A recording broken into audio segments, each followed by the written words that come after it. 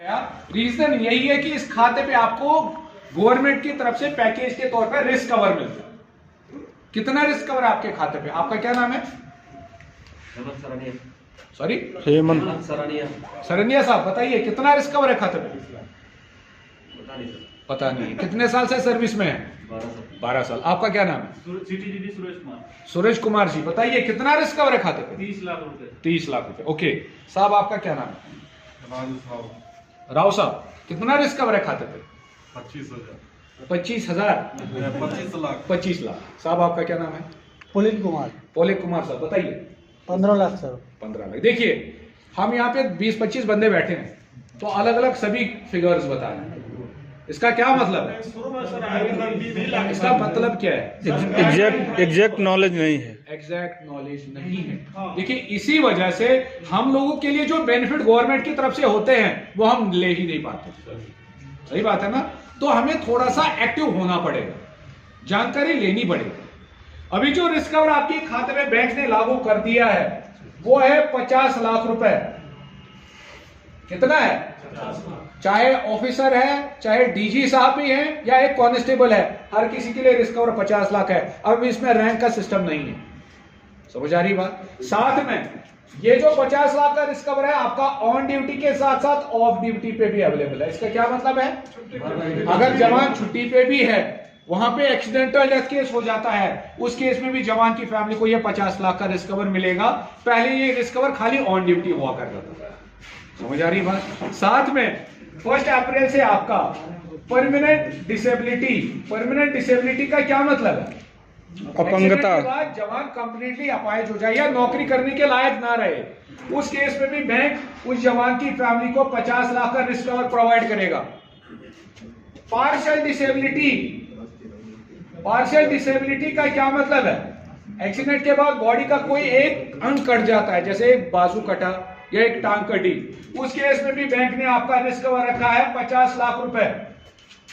और साथ में आपका air insurance. By air travel करते हवाई दुर्घटना में डेथ हो जाती है, उस केस में 1 करोड़ का इंश्योरेंस है बैंक की तरफ से। समझ आ रही है बात? साथ में आपका पेंशन और रिटायरमेंट के बाद आपके खाते में कितना रिस्क कवर होता है? 31 मार्च 2022 तक कोई रिस्क कवर नहीं चलता था रिटायरमेंट के बाद या पेंशन जाने के बाद। बट अब आपका पेंशन या रिटायरमेंट के बाद रिस्क कवर कंटिन्यू चलेगा 30 लाख रुपए जब तक जवान जीवित है। Police salary package. सर, इसका रिस्क कवर कितना है? उसी पे है। किस पे? उसी पे आ रहा, उसी पे आ रहा। वेट पेशेंस रखो। थोड़ा सा सारी चीजें डिस्कस।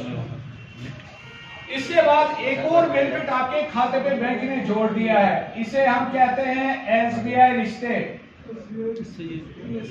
इसके बारे में कोई इंफॉर्मेशन या नॉलेज आप लोगों को?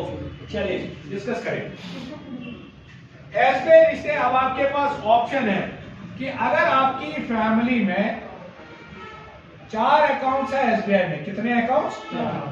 सपोज आपकी मिसेस का अकाउंट है, आपके बच्चे का अकाउंट है, या आपके पेरेंट्स में से किसी का अकाउंट है एसबीआई में, तो 4 ऐसे अकाउंट आप अपने पीएमएसबी खाते के साथ लिंक कर सकते हैं। उसके बाद उन 4 अकाउंट पे क्या क्या बेनिफिट लागू हो जाएगा? वो अकाउंट भी आप 0 बैलेंस पे चलेंगे। उस पे अगर आप एटीएम लेना चाहते हैं तो उस पे भी कोई चार्ज आपको ईयरली नहीं देना है, यानी कि एटीएम भी फ्री हो जाएगा। उस पे आप चेकबुक लेना चाहते हैं तो वो भी फ्री हो जाएगा, जैसा आपका अकाउंट पे। उस पे आप एसएमएस अलर्ट स्टार्ट करना चाहते हैं तो वो भी फ्री है, और उस पे आप डिमांड ड्राफ्ट बनाना चाहते हैं वो भी फ्री है, और उस पे आप एमओडी या मोड बैलेंस स्टार्ट करना चाहते हैं तो वो भी कर सकते हैं। समझ आया?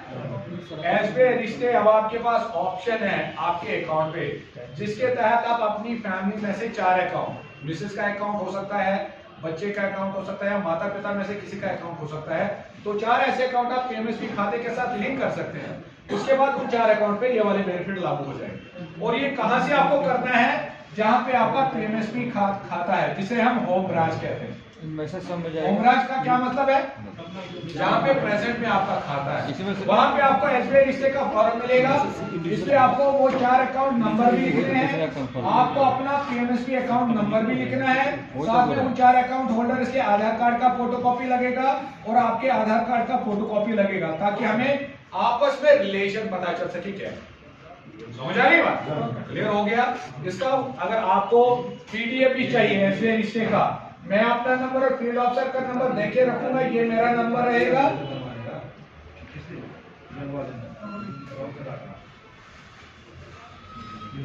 मेरे फील्ड ऑफिसर का नंबर रहेगा 9541 683848। इनका नाम है शाहिद साहब। ये मेरा नंबर रहेगा, ये शाहिद साहब फील्ड ऑफिसर का नंबर रहेगा। ठीक है, तो आप हमें व्हाट्सएप पे मैसेज कर दीजिए, मैं इसका एसबीआई रिश्ते का पीडीएफ भी भेजूंगा आपको फॉर्म का। कर सकते हैं 50,000 और ऑनलाइन ट्रांजैक्शन वगैरह करनी है तो वहां पे कितनी लिमिट मिलेगी? 1 लाख।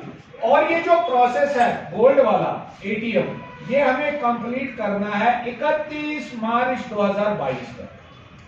ठीक है, तो ये एटीएम मार्च 2023 तक, तो ये जो प्रोसेस है हमें कंप्लीट करना है अगले मार्च तक।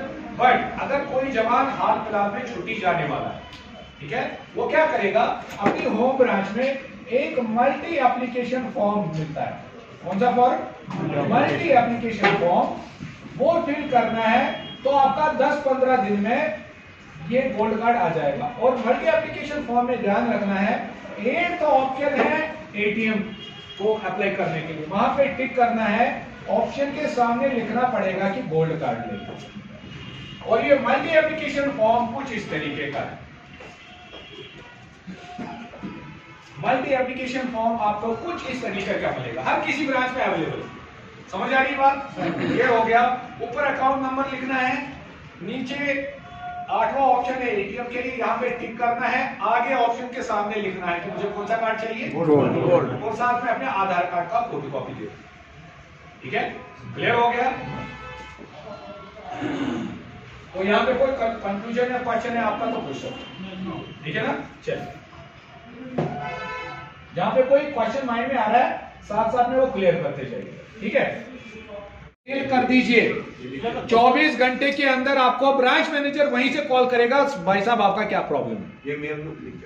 ये मेल आईडी लिख के रखिए। ओम्बड्समैन आगे ब्रांच या रीजन का नाम होगा, ये हर किसी रीजन का अलग अलग होता है। समझ आ रही बात? तो ब्रांच में एक बोर्ड लगा रहता है, उस पर ये मेल आईडी लिखा हुआ। समझ आ रही है बात? क्लियर हो गया? मेरे को ब्रांच